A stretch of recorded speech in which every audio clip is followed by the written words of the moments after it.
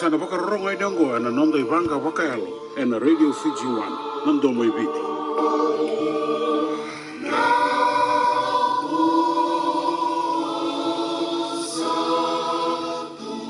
Ni sandra pinakasang na leo ni nondo bonolo maniobiti ni sema kapakaronga tingumai ana matanga ni bang rombuka indai ana katini kabani chuni ronondo luroso ngabulu kaba nangana warutaki na ivanga pakalo.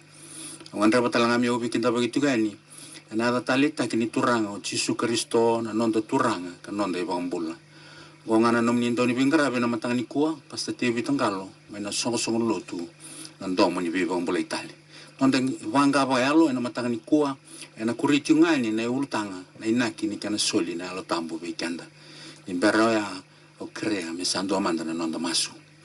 Kemni sa choko na ni mami klo na sa walevo.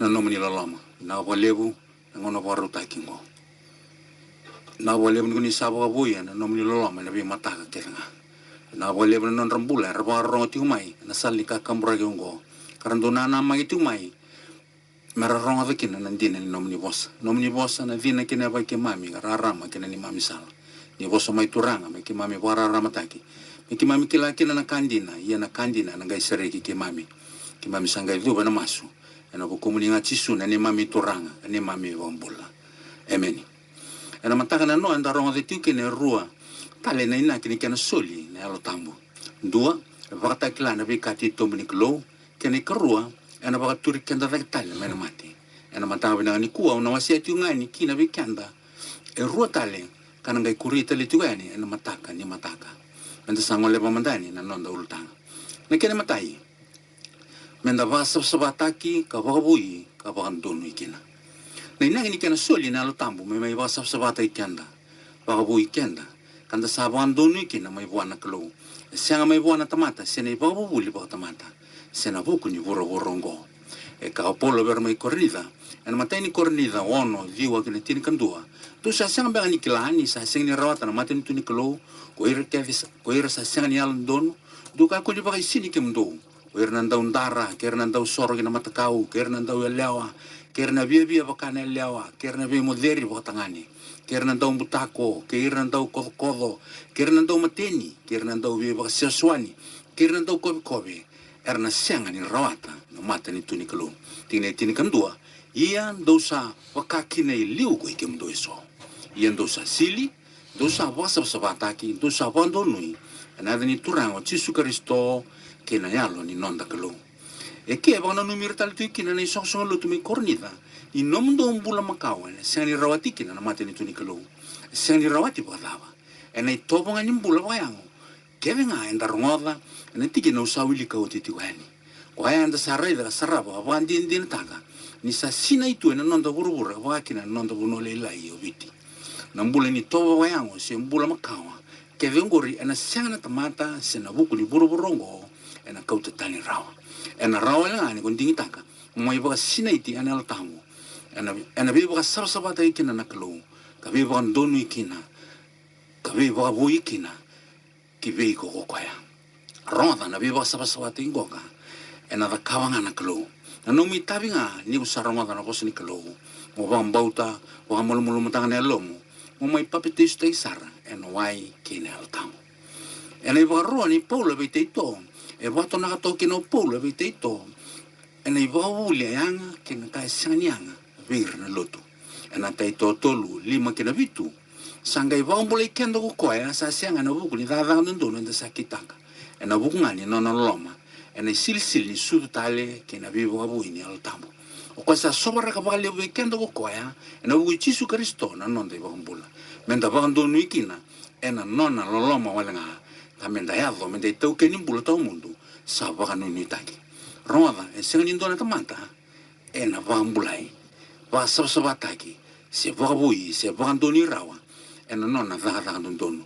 Nindu e waka ndonu, kena mbale, iko na mbole te iko nga. E na nomu vuku, kena nomu waka, se na wika roata, e na nomu lotu tende mbeka, se na nomu waka waka lotu, e na nomu dau masu mbeka, se na nomu dau suli kani lolama. Ronda, Kwaya keve ngori era nomu dhadha ndonu wale nga. Ena senga ni rawatikina na mbula tau mundu sawa nuni taki.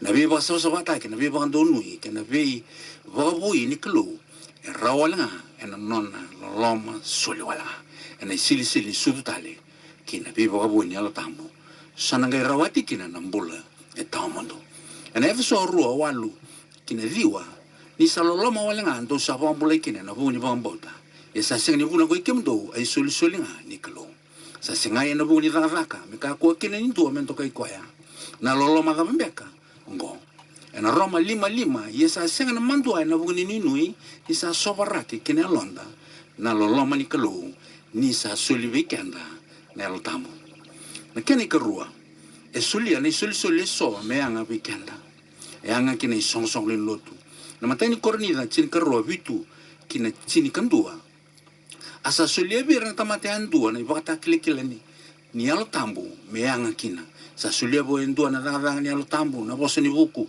wata lendua na bosa ni kilaka na danga talanga ni alo tambu wata lendua na bandinata e na danga talanga ni alo tambu wata lendua me bambule resato mati e na danga talanga ni alo tambu wata lendua me rakava na kamana wata lendua me profesai wata lendua me kilana vialo wata lendua na bostani so wata lendua me la beka na bostani so roda na soli ke vengo e na ngai soli nga veiko ni ko mai waka sinaiti e na alo tambu e na senga kini ra wa endua e senga ni sina ya na alo tambu me kaya ni sa tuwa na soli ngo na soli bagayalo e non ranga ko ira sarwata na alo tambu ni ndue waka sinaiti ke ne bale sa sinai ni sa sinai e sa soli baka toda mai na kena wabo tui mai kina no mumbula e na waka tau kina no mangandreva en matai ni kornida sin karo tul sobul kandua ia ndongan reba waka lebu na vi soli binasara ia kausa waka takla vi kimdo na ibala sa wasi binake na kena binaka na kalau en gai wabo tui mai ni usangan reba mai en gai wayanga taka na kalau na no mumbula moyanga kina sosong ni lotu se ne tingni ango Kristo se menang saranga kibeko e viu akede na soli e sulo ne klo weekenda ninda sa waka sinaiti na alo tambu kena matai na bosa ni buku na buku kena wangande otaki kina na bosa ni klo me avo kina na bebo tuni me sotabi kina na loloma na reki kina waka vengo ni klo na bosa ni kilaka na alo tambu e kilanga na be kati tombu ni klo na wangandinata na alo tambu e wangandinata nga na bosa ni klo kina be ka kedanga endina wangambulair na tobi mati ene va takilai na kau ni klo ena ve tambagi ni linga me avo kina na mbula na dada mana ona dakawa na dada ga va kurumbu itaki tambagi na tamata wambauta erna va sinaiti na alo tambu erna vambulai va yalo va yango talanga kona va sivira rawa na tevoro ena kau ni alo tambu na profesai ni avo na alo tambu kona vayanga taki mo profesai vakataki lana vika ena yavo memuri mevuke kina na songo le lutu vosa tani kena lebeti gona soli profesai endo vaidori na ngauna ni vito kani me vakatata irake vadingui ka vabuli dikina na tini yango Kristo se na songo le lutu gori na soli kalo e sulia mai en nona alo tambu koya onangan reva engan reva viti me ado kina mendua na viti vinaka ni matanga o sanitaka ni vanga bagalo ndarongo de tiga na matanga ni kuwa ni sana bembole ka bebu ke sarva leu ke be kemlina va rongo tingu mai en dingin donu mo dingin kina dingi tanga manda mo mai ba sinaiti na alo tambu mo papte su tam romudia no ai o iko nga kona ba dina taka na vika ke tu sia tiga ni be kemni na le nondo bonua ena mataka bina ni kuwa na alo tambu e be ba sabata ki e be ba bui ka be ba ndoni kina na klo ka tuwata kena soli me anga weekenda me anga kina song le lotu na walebu na ba ronti mai ba kalonga te kenda bata na tamanda ba lo malangi sa de sara emeni ni kai na makatale na ivanga wakayalo ni mataka